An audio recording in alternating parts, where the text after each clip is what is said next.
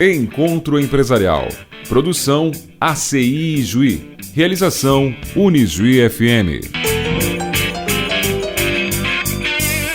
Olá para você, este é mais um Encontro Empresarial aqui da Rádio Unijuí FM e da Associação Comercial e Industrial de Juí, onde a gente traz toda semana histórias de empresas e de gestão, modelos de negócios e várias informações aí sobre áreas específicas que a gente recebe convidados por aqui. Lembrar que nós somos programa de rádio, no ar sábado, 8 da manhã e reprise domingo, 10 da noite, e nós também somos podcast lá no YouTube e no Spotify. Hoje temos mais um convidado por aqui, Encontro Empresarial, todo mundo conhece, né, o nosso eterno professor, já brincávamos aqui, uma vez professor, sempre professor, então ao longo da entrevista vamos ter que vincular o professor. Isso aí. A gente conversando então com o Martinho Luiz Kelme, foi nosso vice-reitor de administração, foi nosso reitor aí de 2011, 2016, isto. O professor Martinho é formado aí em Ciências Contábeis, em Administração, mestre também em Administração, doutor em Engenharia de Produção. Hoje ele está aqui representando o Grupo Frick, onde ele é diretor executivo e, além desta função, também exerce cargos aí ligados à presidência do Hospital Bom Pastor e também à vice-presidência da Associação Comercial e Industrial de Juí, a ACI, que é a nossa parceira por aqui. Então, professor, bem-vindo. Bom dia a todos, bom dia ouvintes e obrigado pelo convite aí. Espero que a gente possa compartilhar algumas ideias, algumas experiências aqui com vocês e com todos os ouvintes. Bacana. Professor, já que a gente começou por essa parte institucional, né? O senhor tem essa carga de gestão numa área acadêmica, né? Não sei. Quando acontece essa transição para um grupo empresarial, o que muda na questão de gestão? Que bagagem que se leva para lá? O que é diferente ou não é? Eu diria assim que, bom, eu tenho uma história de 32 anos na Unijuí. Uma história de academia. E uma história de gestão. Na perspectiva da academia, sim, há uma alteração. Embora a gente sempre, por tanto tempo, assuma um papel de professor, mas ela se modifica. Na questão da gestão, eu diria que nos aspectos gerais não há uma grande mudança. Eu fiquei 12 anos na gestão aqui na Unijuí, na vice-reitoria da administração e como reitor. O que muda é o objetivo da entidade. Então, ou seja, na verdade, a Unijuí e a Fidene, ela tem como objetivo a questão da educação, mas num escopo mais amplo, o desenvolvimento regional, né? Então, todas as suas iniciativas, através de suas várias mantidas. E quando você vai para um grupo empresarial, o objetivo da sua existência ele se modifica. Então, na verdade, o objetivo passa a ser rentabilizar o capital investido, o capital dos sócios. Então, as ações elas acabam sendo parecidas, né? Mas eu tenho ações que numa perspectiva do desenvolvimento seriam tomadas e talvez numa perspectiva de otimização do capital ela não seria tomada da mesma forma. Então a grande mudança estaria por ali. Uma outra mudança, quando você tem, por exemplo, o resultado, né? O lucro, não precisamos ter vergonha de dizer que nós estamos buscando valores, né? O impacto é muito mais imediato. Ações de gestão na perspectiva da educação e do desenvolvimento da região, elas têm um período de maturação maior. Então, a gente toma as medidas, muitas vezes a gente toma alguma medida equivocada e talvez não perceba o equívoco de uma forma tão imediata como no meio empresarial você tende a descobrir. Então, há uma mudança talvez nessa perspectiva. E, bom, fora disso, daí são negócios, né? Ou seja, nós, no caso, somos, o grupo é composto por 3 empresas, né? Tem uma rede de lojas de material de construção, uma indústria de equipamentos de solda, corte e plasma, robótica, né? Nós temos abrangência nacional e inclusive em toda a América Latina. E mais recentemente também uma estrutura fabril de corte, dobra e armado, que são estruturas para a construção civil. O que não difere muito, por exemplo, de você pegar na Fidene, você tem, na verdade, a Unijuí, você tem a rádio, você tem o museu, você tem o IRDER, você tem a EFA, são atividades, né, com seus objetos. E isso, se tu for minimamente humilde para buscar aprender, você acaba se adaptando e buscando aprender o negócio. Logicamente, é uma mudança, para mim foi uma mudança bastante grande. Por exemplo, vim da questão da educação, de toda a perspectiva da educação, e daí ir para o ramo, por exemplo, de máquinas de solda. Bom, eu tive que aprender o que é uma máquina de solda, quais são as várias variantes, até porque, bom, esse é um negócio, tem que entender a partir do que eu estou trabalhando. Mas é possível, né? Muda o foco, sem dúvida, né? Mas se você tem os elementos básicos de gestão, você consegue se adaptar, e temos outras experiências também de pessoas que fizeram essa adaptação também. Perfeito, a gente já vai chegar na parte onde vamos trazer a história e o modelo de negócio, tanto no varejo quanto na indústria do Grupo Frick, mas queríamos introduzir a conversa com essa parte de gestão que o senhor tem muita experiência. Então, hoje, Grupo Frick, professor Martinho, que tem aí 8 anos de trajetória, né? No Grupo Frick, sim. Isso. Que mais de bagagem e essa questão de estar à frente de outras instituições mais sociais, digamos assim, que a gente pode introduzir a questão do Bom Pastor, a ACI, isso também colabora e contribui.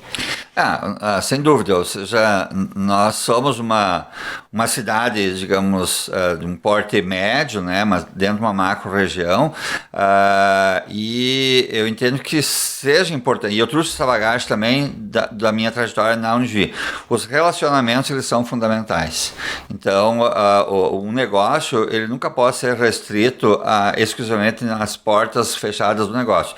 Assim como na Unijuí, na universidade, na Fidene, o papel do reitor extrapola a relação com os alunos, com os funcionários, envolve outras forças vivas da comunidade, nos negócios também. Ou seja, você tem maiores chances de sucesso à medida que você estabelece essas relações, e são relações um pouco mais regulares, não são tão episódicas, porque isso te permite ter outros olhares do que está acontecendo no ambiente. Então, acho que isso é bastante rico, além dos relacionamentos que você estabelece. Você não precisa saber tudo, mas você tem que saber quem sabe.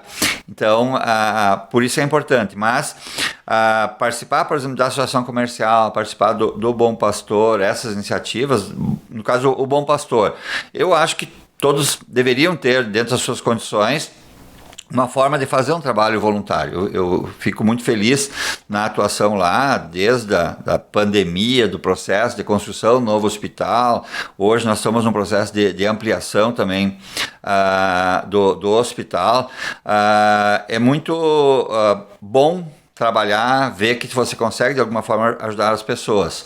Na associação comercial toda, a sentir as dores de outras organizações, o quanto essa dor impacta para mim, o que eu tenho de parecido também. Então, eu acho que é bastante rico para além das relações intra-organizacionais. Então, acho que os grandes gestores, eles têm se postado desse modo também. Acho que requer humildade de ouvir, né? Mas você é quem mais ganha ao estabelecer esse tipo de relação. O Grupo Frick, lá, né, 55 anos atrás, uma empresa mais familiar, né? Temos aí o seu Carlos, seu Teodorico. Isso, nosso abraço também por aqui. Professor Martinho fazendo essa representação. Uma empresa familiar que hoje chega a um varejo com muitos relacionamentos, sédios em outros locais, tanto quanto Balmer, indústria e exportação na América. Martinho chegou lá sabendo da história, como foi essa chegada lá, saber desse pioneirismo na questão do empreendedorismo desta família, como foi fazer essa releitura até chegar ali para contribuir? Bom, daqui para frente, né, vamos vestir a camisa e seguir a gestão daqui para lá. O momento da decisão, assim, foi bastante tenso para mim, assim, porque é uma história na universidade e eu nunca me imaginava saindo da universidade, né? Mal ou bem, você está numa situação relativamente confortável, você sabe onde está atuando, você sabe onde você está pisando, e a partir de uma proposta, de um convite que o Carlos e a Sônia me fizeram, a esposa do Carlos, para atuar junto ao grupo, né? Num primeiro momento eu me senti honrado, mas recusei, entendia que... Sim, porque não estava no meu horizonte sair da Unijuí. Mas eu tive uma experiência, por mais que tenha sido extremamente tensa, pesada, todo o processo da reitoria, da questão da crise financeira, todo o processo de adaptação também da universidade, da medicina, todos os processos, gerenciar, trabalhar na gestão é algo que eu me sentia confortável. Então, acabei avaliando, analisando, fomos conversando. Eu comecei no início como um ano como consultoria, ainda para o grupo, até que eu tomei a decisão, não, acho que nós temos que virar a chave e tomar uma decisão, né? E daí eu lembro até que quando eu fui conversar com a professora Kátia, que era a reitora à época, e colocava que estava pedindo para sair, para assumir um novo projeto, ela até me propôs, Martim, por que tu não tira uma licença, avalia se realmente é isso que você quer? Eu acabei declinando dessa proposta por um simples motivo. À medida que eu vou para um lugar e as pessoas sabem que se não der certo eu tenho para onde voltar, a minha legitimidade se reduz. Então, eu na verdade, apostei todas as minhas fichas nesse novo projeto. Então, eu fui muito feliz. E eles também, né? Na universidade, exatamente. Eles na universidade. E, assim, estou muito satisfeito onde estou atuando hoje. Fui muito bem recebido, né? E a experiência, por exemplo, de atuar aqui na Unijuí, onde você tem que fazer um processo de não imposição, de construção de consensos, de escuta. Isso foi muito positivo para o meu ingresso, né? Então, logicamente eu tive que aprender da história, né, conversar. Nesse sentido, o Carlos deu todos os subsídios, os irmãos do Carlos também, que é o Luciano, que atua como engenheiro industrial no P&D da Balmer, o André Frick também, todos me receberam muito bem. Então, eu diria que foi um processo fácil, né? Exigiu um esforço de minha parte de compreender essa nova dinâmica e principalmente no que eu falava no início, muda o objeto, né? Ou seja, na medida que numa entidade eu estou buscando articular fatores para influenciar o desenvolvimento de uma região, aqui eu estou, na verdade, articulando os fatores para gerar lucro para um empreendimento. Então, essa mudança, ela aconteceu meio ao natural, mas exigiu, sim, um processo de adaptação, de conhecer os produtos, né? Ou seja, nós temos, por exemplo, a questão do comércio, relacionamento com construtoras, a Balmer, que é uma outra lógica, né? Outros tipos de relacionamento. Então, eu diria assim, eu sempre gostei num ambiente assim agitado, dinâmico, e é o contexto onde eu vivo hoje, né? Então, eu me sinto bem, não me dói atuar deste modo, por mais que tenhamos desafios, tenhamos dificuldades, tenhamos problemas, tenhamos algumas derrotas, assim. Bom, mas isso faz parte do jogo. Perfeito. Não é sobre essa dor de gestão que vamos falar agora, né? Vamos deixar também mais para o final o nosso quadro de consultores estar presente aqui na programação, falando um pouquinho dos desafios desta empresa, Grupo Frick. Agora, professor, vamos entrar então, de fato, no negócio em si. A gente sabe que o Grupo Frick tem essa parte de materiais de construção, Barbadão da construção, vamos para Balmer, que é a indústria, que é a soldagem, produtos novos. É justamente justamente essa diversidade de produtos que daí ocasionam essa consequência de diversidade de objetivos que faz com que estejamos num cenário de sucesso, digamos assim? O Grupo Frick, se nós analisarmos a fundo as empresas do Grupo Frick, os 3 negócios que nós temos, seja as lojas de material de construção, a Balmer, uma estrutura Fabril, assim, e a estrutura Fabril do Cordobra, eles têm uma sinergia. Ou seja, então acho que isso é um elemento positivo, que por mais que eu mude de negócio, os elementos básicos, eles permanecem. Então talvez esse seja um segredo em termos de sucesso. Por exemplo, um exemplo bem prático, assim, eu tenho a indústria, a Balmer, né, que é a maior indústria de equipamentos de soldas da América do Sul, ou seja, a única do Brasil que realmente produz os equipamentos de solda, corte e plasma. Aqui agora estamos entrando também na tecnologia laser, robótica, né? E eu tenho, por exemplo, o corte e dobra, que exige uma estrutura um pouco mais punk, por assim dizer, ou seja, trabalha com ferro bruto, vergalhão, soldagem mais dura, e tem embora a gente tenha importado um conjunto de equipamentos italianos muito robustos, muito bons, qualquer máquina, ela em algum momento ela dá problemas. Então, o fato de nós termos, por exemplo, uma estrutura de apoio, de manutenção na Balmer, ela me facilita a ação e a capacidade de reação no corte e dobra, por exemplo, de nunca parar. O fato de eu ter engenheiros mecânicos, engenheiros civis, engenheiros eletricistas nas empresas do grupo me capacita para uma atuação, por exemplo, quando eu vou atuar nas lojas, definir o que eu tenho que comprar, o que eu tenho que fazer. Exatamente. Então, essa complementaridade, essa sinergia, eu diria que é um fator de robustez, de segurança, é o que nos permitiu chegar aos 55 anos das lojas, né? Ano que vem a Balmer completa 50 anos de existência, então são muito próximos. Então, eu diria que esse elemento, ele é um elemento de fortalecimento, então, e não de fragilização.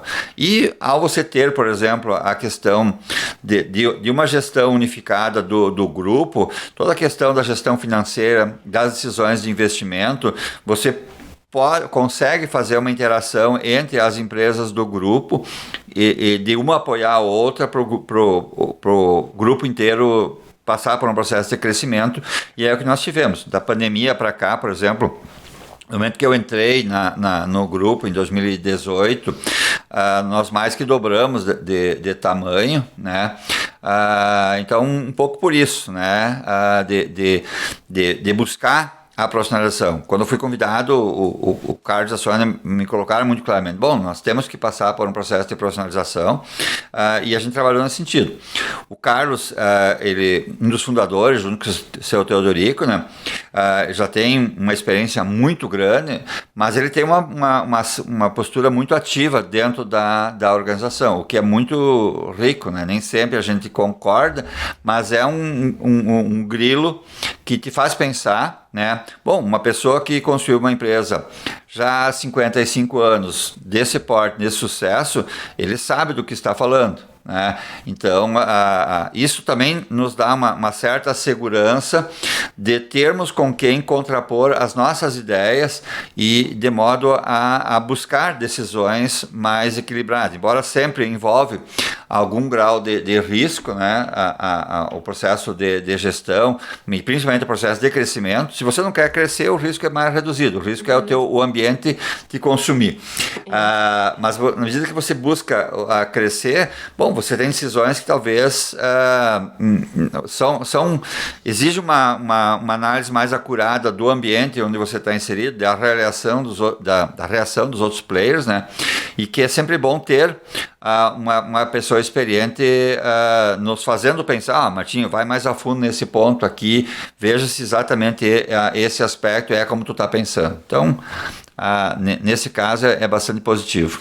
Perfeito. Quando o professor fala dessa rede, dessa construção, e traz essas questões de desafio e de poder contar com quem entende, o que a gente pode trazer assim de desafio maior na questão do varejo, logo mais da indústria, mas no varejo seria chegar àquele público que de diferentes classes, seria concorrência de mercado, né, e o desafio do varejo. E depois o desafio da indústria, o que teríamos aí seria mais a questão do e-commerce, né? Acho que o professor pode trazer os dois pilares, assim, contrapontos. Sim. No varejo, assim, há uma tendência do pessoal do salão de vendas, né, focar e o próprio cliente focar em termos do preço do produto, né? Muitos dos produtos que você atua numa loja de material de construção, de certa forma, eles são uma commodity, né? Ou seja, você encontra o produto, tu não vai ter um produto exclusivo. Na Baumer até posso ter produtos exclusivos, mas no varejo de material de construção, você tem opções. Então, acho que o primeiro desafio é você transformar a venda de um produto na venda de um serviço, que envolve uma aproximação maior entre o cliente, entre saber o que eu estou vendendo, saber realizar um processo assim de consultoria para o cliente. Você falava antes que a questão da indústria, a questão do e-commerce. Eu diria que talvez no varejo eu tenho um grande problema também do e-commerce. Eu vou competir. Também o cliente, quando vem comprar um equipamento, ele já vem com o celular dizendo, eu tenho isso aqui lá. Ele já estudou o produto, ele já escutou youtubers falando sobre aquele produto. Então, se eu não tiver uma equipe de vendas capacitada também, eu vou ter dificuldades. O grande desafio é, na verdade, gerar um processo de aproximação com o cliente, em que o preço seja um dos elementos da decisão de compra. De deixá-lo confortável, de deixá-lo seguro, e de algumas vezes, eu tenho esse produto aqui, mas acho que esse não é o melhor produto para você, acho que você devia procurar outro, que hoje nós não temos isso. Isso gera, você perde uma venda aqui, mas você conquista um cliente nessa decisão, porque ele se sente seguro. Então, talvez o desafio do varejo é superar o estigma que o preço é o único elemento da decisão de compra. Ele não é. Que significa, no fundo, qualificar mais a minha equipe de vendas, né? Qualificar a minha equipe de compras para eu ter uma variedade de produtos que possam atender coisas, eu estar prospectando o mercado e me antecipar aos demais. Porque, bom, nós temos concorrentes fortes em Juí, mas teríamos em qualquer lugar. Então, ou seja, você não pensar que você não vai ter concorrência. Se você entrar no mercado que não tem nenhuma concorrência, talvez a primeira pergunta que você devesse fazer é, será que esse mercado é bom mesmo? Será que eu sou tão inteligente? Só eu pensei em entrar nesse negócio? Então, assim, a concorrência vai ter, porque esse negócio ele é necessário e eu tenho vários players atuando, seja redes, seja lojas especializadas, né? E isso faz parte normal. Nós temos que saber conviver com isso. Porque o que temos que fazer é desenvolver, quais são os nossos diferenciais junto ao cliente. Porque isso vai bem ao encontro das questões externas, ameaças que não nos competem, que é essa questão de tecnologia, de comparação na internet, que o cliente vem com o preço, então é uma coisa que a gente não tem como fugir disso, mas que em contrapartida tem como se resolver, tem como se solucionar, justamente pensando na qualificação da equipe. Então entramos aí também na questão de gestão de pessoas, que seria atrair talentos, mas principalmente mantê-los. Eu acho que é o fundamental, né? Ou seja, e mais desafiador e hoje nós temos uma grande crise em termos de busca de pessoas, né? Hoje eu não busco, nem estou exigindo buscar pessoas qualificadas. Eu busco pessoas que tenham sangue no olho, que queiram, na verdade, junto conosco, crescer, que tenha projetos maiores, inclusive com o cargo que elas estão buscando. Porque a qualificação a gente consegue fazer no processo. Exatamente. Então, se a pessoa tiver, na verdade, desejo de crescer, né, a ambição, muitas vezes se fala em termos pejorativos, mas eu entendo que ela não é, ou seja, uma pessoa sem ambição, como é que ela vai constituir família, como é que ela vai conseguir dar uma estrutura para a sua família de modo adequado, né? Então, assim, um nível de ambição dentro de padrões éticos, ele não é só desejável, como ele é muito necessário. Então, o que eu falo de uma pessoa com sangue no olho é uma pessoa que está procurando a nossa empresa para que ela consiga também fazer parte de um processo de crescimento. Então, eu diria que esse é o nosso grande desafio hoje. Eu tenho, assim, ó, nas lojas, eu tenho uma equipe de vendas de mais tempo, tenho funcionários com 40 anos de casa. Jocely, né? O Jocely, por exemplo, né? Legal. Ou seja, o Jocely é um caso raro, assim, ele se aposentou, ele pediu para sair. E não conseguiu. Ficou 6 meses com a família e pediu para voltar, né? E a única coisa que o pedido que ele fez é, eu não quero que me ponha metas.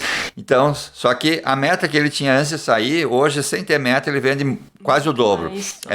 Então, sabe? Então, isso é muito legal, você estar num grupo com essa perspectiva. Uma pessoa que viveu tanto tempo e por conta própria, e não é nem por uma necessidade, tem o desejo de voltar e continuar, e o espírito, né? Isso é muito gratificante de tu atuar nesse grupo. Criar um ambiente, por exemplo, o comércio é bastante cruel, assim, porque você vai trabalhar do dia 1º até o dia 30, 31, buscando metas, e no dia seguinte você está zerado.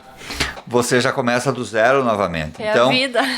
Então, você ter saúde mental para gerenciar isso é um desafio permanente de como é que eu mantenho a motivação, mas também eu não estico demais a corda de que as pessoas entrem num processo catatônico de não saber como se movimentar. Então, cabe também ao gestor ter a sensibilidade de definir o quando deve cobrar e quando deve relaxar um pouco nessa cobrança e produzir junto. Tem meses, por exemplo, no nosso setor, por exemplo, você fica ali, por exemplo, um mês que tem 15 dias de chuva, as obras reduzem drasticamente e não tem o que fazer.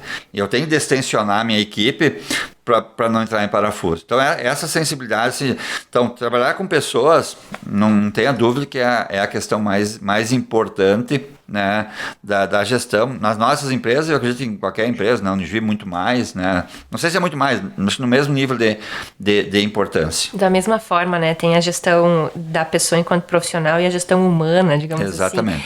A gente conversando aqui sobre os desafios, então, comércio e varejo, Grupo Frick, Martinho Kelmi, nosso professor da instituição aqui, 32 anos na instituição e agora representando este grupo. Professor, vamos para a questão da indústria. Justamente eu, na minha parte leiga, achava que o e-commerce estaria mais relacionado a desafios voltados à indústria em função de exportação para a América do Sul, tem os centros de distribuição nos estados do Nordeste, né? Então, como é que o Grupo Frick, através da Balmer, lida com estes processos tecnológicos, digitais, digamos assim? Sim. Não, eu não diria que o e-commerce não seja um problema bastante sério. Mas eu não pensei que seria no varejo. Sim. Uma boa visão. Também. Mas, assim, na indústria também é um problema. Mas nós atuamos... quais são os produtos que nós atuamos na Balmer? Ou seja, que são máquinas de solda, máquinas de corte plasma, máquinas de solda laser e a área de robótica são os produtos que a gente atua. E daí a questão é definir os públicos que eu atuo. Quando nós iniciamos o processo, e eu tenho 2 grandes públicos que as estratégias se modificam, que é o público que são as revendas, porque nós não vendemos para o cliente final, eu vendo para revendas que vai vender para um usuário final. Então, são o público de revendas, que significava aí 85% do nosso mercado, e eu tenho também os grandes clientes, as indústrias, né, o que a gente chama da linha industrial, que é um trabalho, e a forma de abordar esses 10 grandes públicos se modifica drasticamente. Bastante. Ou seja, quando eu estou atuando, por exemplo, no segmento de revenda, eu estou competindo com um produto chinês que eu tenho hoje N importadores. Como eu não tenho um sistema de aferição da qualidade dos produtos, né? E quando eu trabalho com solda, que eu trabalho com eletricidade de uma alta potência, é um produto pode ser perigoso. Eu não observar critérios de segurança, eu posso colocar em xeque a vida de um serralheiro, de um usuário. E nós somos muito cuidadosos com esse aspecto. O Luciano Frick, que cuida dessa parte da engenharia, ele é muito cuidadoso. Então, nós buscamos preço até um determinado ponto. Como o preço começa a colocar em xeque a questão da segurança, a gente não avança para esse ponto. Mas o mercado, ele não tem esse critério, até porque não há uma fiscalização. Então, eu estou competindo por fatores que muitas vezes o usuário só se preocupa com a segurança quando deu um problema e não na decisão de compra. Então, daí sim o e-commerce passa a ser um concorrente muito grande, não para a Balmer, mas para as lojas físicas que a Balmer atende. Exato. Mas assim, nós tivemos até uma palestra do Cindy Lojas essa semana, trabalhando um pouco assim do futuro do varejo, e ali se afirmava muito bem que, na verdade, a loja física não está em extinção. Ela tem que mudar a forma de trabalhar, ela tem que gerar experiências que no meio virtual elas não conseguem ser viabilizadas. Então, esse é o grande desafio. O outro público, que é o público do cliente, que são grandes clientes, tipo Kepler Weber, John Deere, a GCO, Mercedes-Benz, BYD, que são clientes nossos, a lógica se modifica. É uma venda muito mais técnica, é uma venda que às vezes eu fico um ano visitando, testando máquinas, até que lá na frente eu vou conseguir efetivar uma venda. Então, a própria estrutura de vendas ela tem que ser diferente, porque um representante, hoje nós temos em torno de 50 representantes em todo o país, ele vive da venda. Ele não pode ficar esperando um ano para sair uma venda. Então, nessa área, a gente está com uma equipe própria, né? Ou seja, de consultores que trabalham junto a essas grandes organizações, né? Então, isso vai gerando, na medida que você entra com êxito em nessas grandes empresas, isso gera um efeito positivo. Por exemplo, nós tivemos agora, final de dezembro até maio desse ano, a implementação de um projeto que nós assumimos toda a implantação do projeto da Mercedes-Benz em São José dos Campos. Ou seja, foi a maior venda que a gente fez na Balmer, mas não foi uma venda só dos equipamentos. Envolveu toda a instalação, desde a rede lógica, desenvolvimento de um software de gestão dos equipamentos para a Mercedes-Benz, dentro dos critérios da Mercedes. Então, uma palavra assim que hoje ainda aterroriza todo mundo é quando a gente fala de caderno de encargos. Caderno de encargos é um rol assim, de 80 páginas dos critérios que a Mercedes exigiu para que fossem atendidos e observados. Bom, a gente conseguiu com a equipe aqui de Juí atender e assim, com muito êxito. Assim, tanto é que novos negócios estão surgindo da Mercedes. Mas isso também abriu o caminho, por exemplo, para eu começar a fornecer para a BYD na fábrica nova em Camaçari, na Bahia. Porque uma das exigências era que já atendesse o setor automotivo. Então, são vendas um pouco mais demoradas, mas quando inicia o processo, é um processo mais denso, né? Então, nesse mercado, eu não vou mais competir com produto chinês de qualidade questionável. Eu vou competir com grandes players europeus, americanos, mas que a disputa é uma disputa mais justa, assim, uma disputa mais técnica, né? Bom, cada um sabe os seus limites, a possibilidade de dumping sempre acontece, né? Mas é uma briga diferente do que quando você vai competir e você não vai abrir mão de critérios de qualidade e o consumidor não exige esses critérios e você muitas vezes fica de fora. Então, é um processo de construção de branding, né? Que não é de uma hora para outra que acontece. Então, a lógica é diferente, né, nesses dois campos. Em 2018, ali, quando eu entrei, em torno de 12% das nossas vendas eram para o segmento de cliente cliente final, da linha industrial. Hoje nós já assim, ficamos 29% do faturamento nosso é dessa linha industrial. Então, a gente está conseguindo, no planejamento e nas ações, pivotando um pouco esse processo, né? Não abrindo mão do segmento de revendas, mas pelo crescimento, ter uma participação relativa maior dessa linha industrial nos produtos da Balmer. Como é que o professor vira a chave de manhã, Grupo Frick, uns processos e um relacionamento diferente, de tarde vai para o Grupo Balmer e é essa expansão de mente, de processos, como é virar a chave durante o dia? No mesmo modo que tínhamos na Unijuí, a Unijuí, a rádio, o museu, o IRDER, a livraria por um período assim, então tá acostumado. Nos elementos, você tem que conhecer o produto, isso é fundamental, porque senão você subestima o mercado. Mas os elementos básicos de gestão, de análise do mercado, eles não se modificam muito, só se adequam. Então, para mim é um pouco natural. Que bacana a gente conhecendo um pouquinho mais do Grupo Frick e da gestão aí, diretor executivo. Professor, essa questão de análise de mercado, tecnologia, inovação, o senhor fala de robótica, existe uma linha de pesquisa dentro da Balmer? O que tivemos agora recentemente a questão dos carregadores de carro elétrico. Como é que faz para chegar? Bom, eu quero chegar naquele mercado novo. Tá, e aí? Acho que nós temos uma equipe de 26 engenheiros, a grande maioria formada aqui pela Unijuí, né, coordenados pelo Luciano Frick, né, que na verdade faz o desenvolvimento.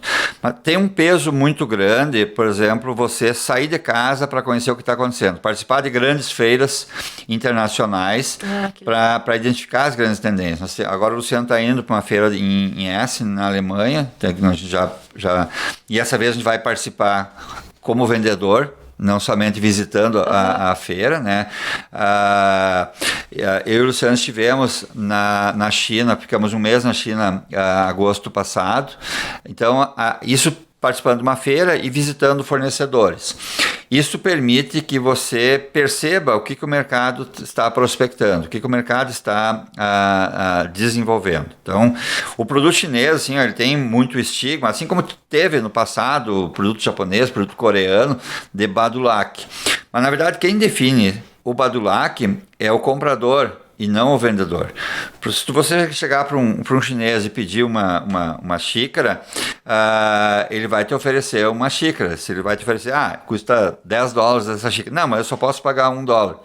Ele vai te oferecer uma xícara por $1, né? Só que como ele vai fazer essa xícara, quanto tempo vai durar essa xícara, a qualidade dessa xícara vai se alterar drasticamente. Se você definir, por exemplo, padrões de qualidade elevados, se você conhece o teu produto, você sabe o que exigir, o que observar, o que aferir, o produto chinês ele vai te entregar isso, né? Então, é essa parte. E também você conseguir acompanhar esse mercado para a nossa equipe de desenvolvimento conseguir ela desenvolver, né? Hoje, por exemplo, nós lançamos a primeira máquina da América do Sul de soldas que sai do padrão analógico e ela opera somente no padrão digital. Então, esse foi o desenvolvimento. Nós temos hoje doutorando dentro da Balmer, convênio com a Universidade Federal de Santa Maria, com a própria Unijuí, que realmente se preocupa a fundo com essa grande tecnologia aí. Então, nós lançamos essa máquina, ela teve uma grande aceitação no mercado. Nós começamos aí nos últimos 4 anos a participar de grandes feiras nacionais. Isso também mudou a imagem da Balmer no mercado. E a partir disso gera novos desafios. Então, o que nós temos que trabalhar agora nessa máquina, que é uma sucesso, partir para novos patamares de atuação, que eu vou competir com soluções americanas, europeias. Nós temos uma parceria muito consistente com uma fábrica italiana, a Cebra, que fornece para Mercedes, para Ferrari, para grandes, foi nessa parceria que nós fizemos esse fornecimento para a Mercedes-Benz, Então, o que permite também essa transferência tecnológica. Ou seja, quando a gente busca um fornecedor, principalmente europeu, a gente também se preocupa em não pegar somente o produto, mas trabalhar junto com a transferência tecnológica desse produto, né, para que a gente possa também ter uma autonomia de desenvolvimento, de assistência. Por exemplo, por mais sofisticado que seja o produto, mesmo um produto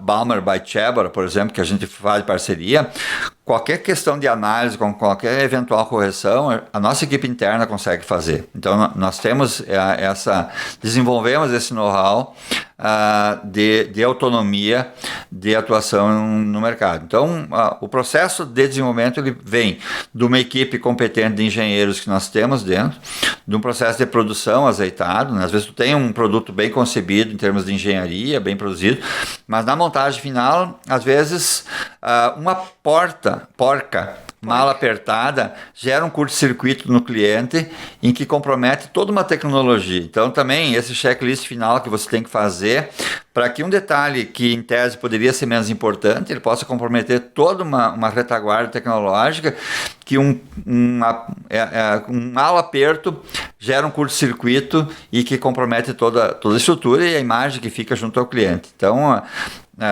todas as partes acabam sendo bastante importantes, principalmente quando eu trabalho com energia elétrica de alta tensão, aí, que como é o caso da equipamento de solda.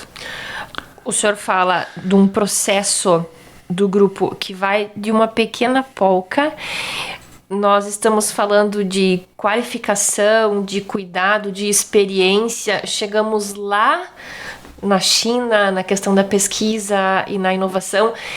Quem ouve de fora, obviamente que não é a verdade absoluta, mas quem ouve de fora não tem mais nada para fazer, tá em todos os lugares numa estabilidade de qualidade, de atendimento, enfim. Mas se a gente for para pensar quais são as metas, o que mais o Grupo Frick quer daqui para frente, o que temos de novos projetos, o que temos que pensar de diferente e que vai chegar, que vai vir, o futuro do Grupo Frick. Assim, nunca dá para dizer que não tem mais nada para avançar. Ou seja, o Grupo Frick, a Balmer, por exemplo, começou há 50 anos, 49 anos ainda atrás, né, produzindo transformadores de solda. Eu lembro. Que eram equipamentos que pesavam 80 a 120 quilos, né, com um consumo de energia absurdamente alto, né, mas eram eficientes, né? Ou seja, quem começou foi o seu Balmer com isso, né? O Carlos teve a visão, né? Ou seja, qual é que foi o estalo do Carlos para transformar uma pequena fábrica bem rústica, familiar, quando ele percebeu que um dos clientes que estava comprando os produtos do seu Balmer era a Ferramentas Gerais em Porto Alegre. Opa, se a Ferramentas Gerais está comprando, é sinal que tem um mercado. Então, a partir dali, o Carlos deu essa visão empreendedora e fomos avançando. Eu, quando saí da Unijuí e fui para a Balmer também, né, eu nunca imaginava se comprava tanto equipamento de solda. Onde é que vai? Ou seja, onde é que se gasta? Nós vendemos uma quantidade muito grande e, bom, tem outros concorrentes, outros players no mercado também vendendo. Então, há uma mudança nas necessidades também do usuário. Ou seja, a transformação, por exemplo, desculpa a redundância, dos transformadores para inversoras de solda, que é uma mudança tecnológica, ele transforma um equipamento que pesava 120 quilos num produto que vai pesar 8 quilos, com um grau de consumo de energia muito menor, com um grau de confiança, né, e com um volume de jobs, de tarefas embutidas no produto muito maior que eu não tinha. Então, isso vai se sofisticando, novos materiais vão surgindo. E muda, por exemplo, nós estamos agora passando a questão do laser. Tanto o corte laser como a solda laser. Nós estamos atuando hoje somente na solda laser. Então, é um novo, podia dizer até quase um novo paradigma na área de solda, né? Por exemplo, um aspecto da questão da segurança, que no Brasil ela é muito menosprezada se comparar com a Europa. Quando você pega uma inversora de solda, uma MIG, por exemplo, né, você vai soldar e o soldador, todo mundo deve ter visto, usa aquela máscara para proteger a visão. Quando você trabalha e ele protege, né? Se tu tá passando do lado dele e tu não olhar para aquela luz, vai passar batido, não vai ter nenhuma repercussão. Quando você está soldando com equipamento laser, se tu tá lá a 10 metros longe, tu pode ter tua retina prejudicada mesmo sem olhar. Há uma refração dos raios que elas são invisíveis ao olho humano, que você não percebe que está sendo atingido. Então, isso exige um processo de enclausuramento, ou seja, a segurança ela tem que ser tratada com muito mais segurança, com muito mais seriedade. E é isso que a gente está buscando, entrar nesse mercado, trazendo essa pegada de ver a segurança com algo sério. Ou seja, então, mesmo nas feiras aqui no Brasil hoje, na feira de soldagem, quando tem laser, é temerário você visitar essas feiras, porque o pessoal solda com laser sem ter nenhuma preocupação, e você pode estar lá 5, 10 metros do lugar que está soldando, sem ver os raios sendo dissipados, e você é atingido, né? Isso pode gerar lesões na pele, nos olhos, que são mais sensíveis. Então, essa é uma mudança grande. A questão da robótica, né? Ou seja, um robô, tá? A questão do robô, é relativamente simples, a questão do robô. Ele vai ter uma programação, ele vai ter os braços, quantidade X de eixos. A questão que muda, cada cliente vai ter uma aplicação diferente. Nós vendemos uma solução para a Imasa aqui em Juí. Não é só o robô. Você tem um conjunto de dispositivos que vão segurar a peça a ser soldada, que vão movimentar essa peça, que são complementares, que você tem que também trabalhar. Então, uma venda de um robô, ela é uma venda absolutamente customizada. Eu vou ter que entender a solução que o cliente busca, e a partir dessa necessidade, ver como o robô pode fazer aquela atividade. Então é fundamental que eu tenha uma equipe em casa de engenheiros que tenham experiência e que saibam as alternativas que possam ser construídas em termos de dispositivos, equipamentos de fixação, formas de enclausuramento, de proteção. Então, assim, é um novo desafio que passa por ali. Hoje é uma dificuldade muito grande das indústrias em buscar mão de obra. Então, o mercado da robótica é um mercado imenso, que está, já se abriu em muitas empresas, mas que está ainda se abrindo. A própria Mercedes, que nós implementamos essa fábrica de ônibus lá em São José dos Campos, ela não tem robótica. Agora nós tivemos um pedido da Mercedes para nós apresentar uma proposta de incluir robôs, né, nessa linha. E daí nós temos na robótica também dois segmentos. Nós temos os robôs tradicionais e nós temos agora uma nova linha que é os chamados robôs colaborativos, que é um robô que não exige enclausuramento. Porque um robô tradicional, se você entrar no circuito de movimentação do braço dele, ele vai te derrubar, vai quebrar a tua cabeça, o braço ali. O robô colaborativo não. É um robô que ele tem um sensor que, se ele tocar no teu braço, ele vai parar e vai fazer um movimento inverso. Então, por isso que chama-se colaborativo. Então, a partir dali, eu busco outras aplicações para esse tipo de equipamento. Então, o equipamento básico, o robô, ele foi desenvolvido, mas as possibilidades que se abrem a partir dele, dependendo de cada cliente, ela não tem limites, né? E aí é fundamental que ter engenheiros qualificados com experiência para conseguir fazer essa junção entre a necessidade do cliente e as possibilidades de solução. E a gente falando aí destas possibilidades nos próximos anos, né, para o grupo, mas nem tudo são flores, professor. Temos alguma dor, alguma dúvida, algum questionamento que a gente pode ter aí na participação aqui do programa Encontro Empresarial, os nossos consultores da instituição, professores da administração, outros professores que são especialistas e que acompanham as nossas pautas. Se a gente pudesse, então, e a gente vai ter na sequência esse retorno deles, né? O que o Grupo Frick teria hoje de questionamento para poder evoluir, avançar, pensar em futuro, enfim, o microfone está à disposição. Bom, eu acho que eu vou retomar num ponto que você... Que a gente já falou aqui, que é justamente na Balmer, a questão da convivência entre o comércio eletrônico e o comércio, as lojas físicas aí. Nós tínhamos, no passado, um papel muito forte no processo de venda, o nosso representante vendendo o produto, oferecendo o produto para o comprador de uma loja. Por outro lado, eu tinha também um papel muito forte do vendedor daquela loja em auxiliar o cliente e influenciar a decisão de compra do cliente.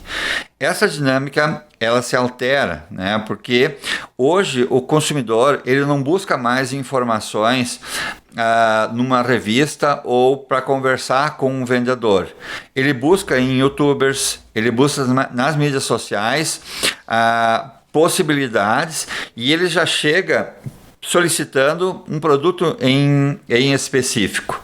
Ou seja, então se relativizou enormemente o papel na decisão de compra do vendedor, seja o representante Balmer para compradores, seja o vendedor da loja para esse processo. Bom, e isso gera um conflito bastante grande com as revendas físicas, né? Por exemplo, hoje nós vendemos para grandes e-commerces aqui, e o preço que a gente vende para os grandes e-commerces é o mesmo ou até um pouco maior do que eu vendo para uma loja física nos diversos produtos. A questão é que um grande e-commerce ele opera com um volume tão grande que ele consegue reduzir as margens e ganhar pelo giro do produto, o que uma loja física muitas vezes não consegue. Então, essa briga entre comércio eletrônico e comércio físico é uma briga que o caminho mais confortável para eles é dizer que a culpa é da fábrica, que não está gerenciando isso. Nós tentamos hoje já a trabalhar, por exemplo, com o PMA, preço mínimo anunciado. Então, essa xícara aqui pode ser vendida no mínimo, tu não pode vender por menos que R$10 essa xícara aqui. Só que como é que tu controla isso no e-commerce? Né? O e-commerce é automatizado. Você tem um robozinho lá que, se essa xícara não está girando, ele automaticamente reduz 10% do teu preço para fazer girar sem a ação de ninguém nesse processo. Então, esse conflito entre a loja física e o comércio virtual, ela é sim uma grande preocupação nossa. Então, a questão que eu deixaria assim, que elementos, que estratégias nós poderíamos ter para fazer esse enfrentamento. Por exemplo, elementos que já pensamos, vamos vender com preço diferenciado para a loja física e a loja virtual. O problema é que hoje, inclusive nós na loja física, temos também comércio eletrônico. Lógico, com peso menor que os grandes players, né? Mas eu não tenho como fazer esse recorte. Quem tem comércio eletrônico eu vou vender por um preço e o outro por outro preço. Porque praticamente todo mundo, de alguma forma, tem comércio eletrônico também. Mas esse conflito ele é bastante presente. Então, talvez uma grande dúvida, e que no fundo passa pelo futuro da loja física, é essa questão.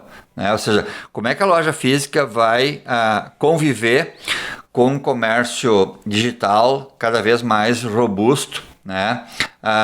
E permitir que não canibalize as fábricas, assim, porque se eu chegar a um ponto de ter que baixar preço, o meu negócio não é viável, então é melhor eu sair desse negócio. Então, talvez a questão que eu deixaria é a convivência da loja física com o comércio virtual, e que isso impacta, seja nas lojas nossas de material de construção, seja os nossos clientes da Balmer, que também passam por esse dilema.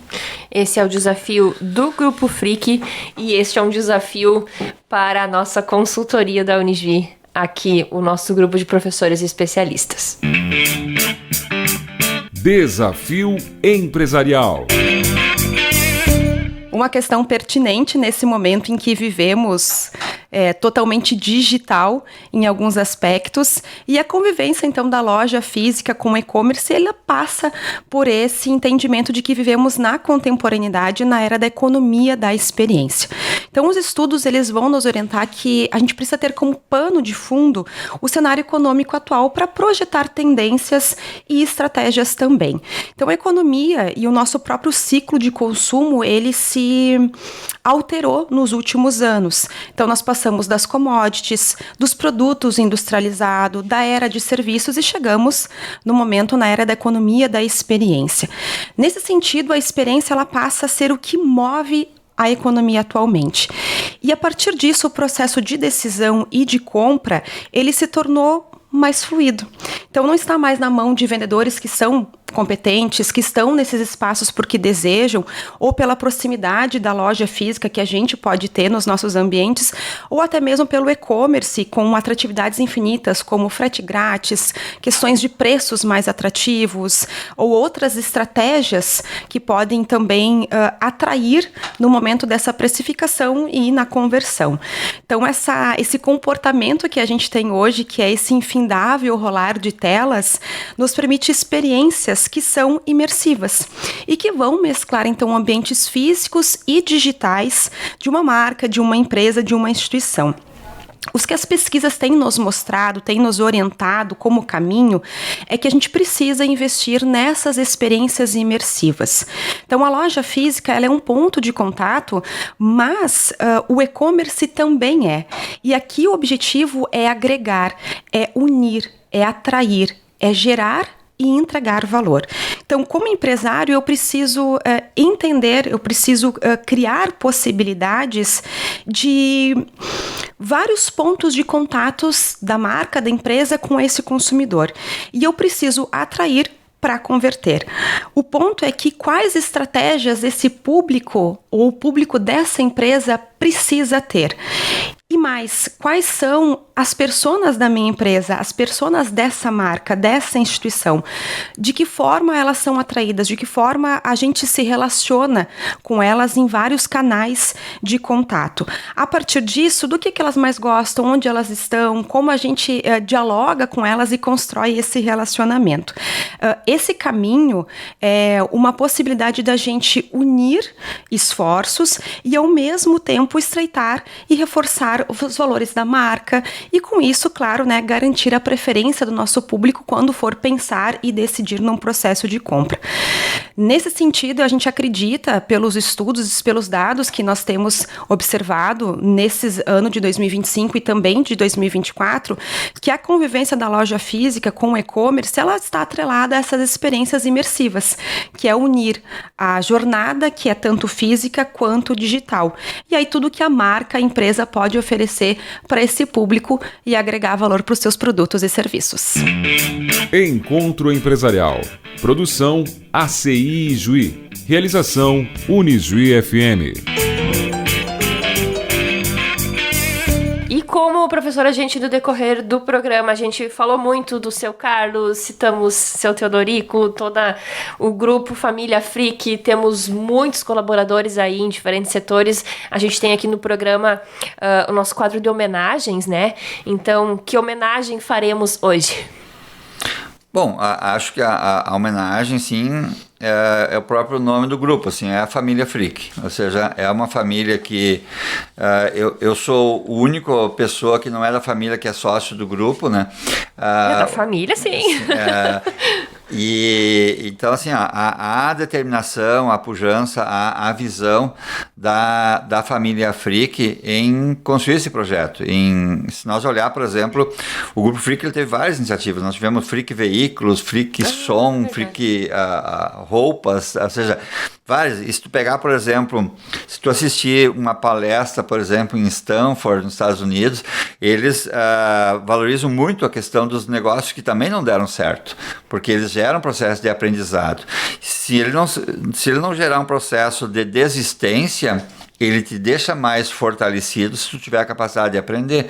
E eu entendo que a família Frick, basicamente capitaneado pelo Carlos, eles tiveram essa capacidade que mesmo naquelas iniciativas que não foram como o esperado, conseguiram capitalizar esse conhecimento e avançar. Então, eu acho que é um empreendedor de destaque na região, né? Então, a minha homenagem, digamos, e o meu agradecimento até pelo convite de participar, como tu falou, dessa família, de uma certa forma, né?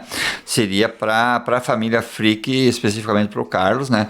Que teve, na verdade, essa veia empreendedor, né? Então, muitas vezes nas nossas reuniões, o Carlos, com 70 e poucos anos, a nossa grande dificuldade é segurar a vontade de novos projetos, assim. Então, assim, chegar nessa fase da vida, com uma fase de muito sucesso e ainda brilhar o olho para novos projetos, acho que isso tem que ser reconhecido e isso reflete o sucesso do grupo até hoje.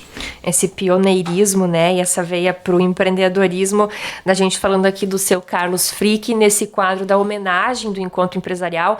Aqui comigo, então, Martinho Luiz Kelme, ele foi nosso reitor, ele foi nosso vice-reitor, ele foi nosso professor, continua sendo nosso professor, porque o professor não se desassocia, né, e hoje ele é aqui representando o Grupo Frick, trazendo um pouquinho dessa história de empreendedorismo. Professor, vou lhe ter, né, a graça aí de lhe agradecer enquanto professor também, agradecer a participação aqui no Encontro Empresarial, e a Rádio Unijuí FM está sempre aí à disposição, parceira também para o Grupo Frick e para o professor.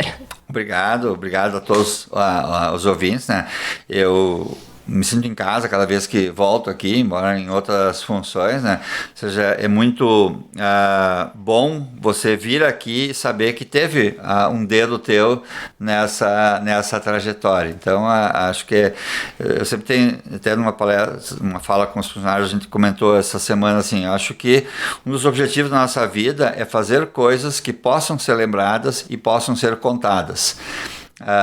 Então a nossa vida é um processo de geração de lembranças positivas. Acho que a Unijuí é um grande conjunto de lembranças positivas que eu levo para a vida. Que bacana.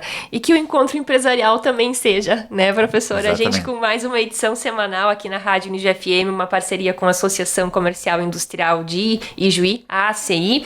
Lembrar que a gente está no rádio, então, sábado, 8 da manhã, estamos com reprise domingo, 10 da noite, e você também acompanha a gente e os nossos encontros empresariais aí também no Spotify e no canal do YouTube da Rádio Unijuí FM. Valeu e até a próxima. Encontro Empresarial.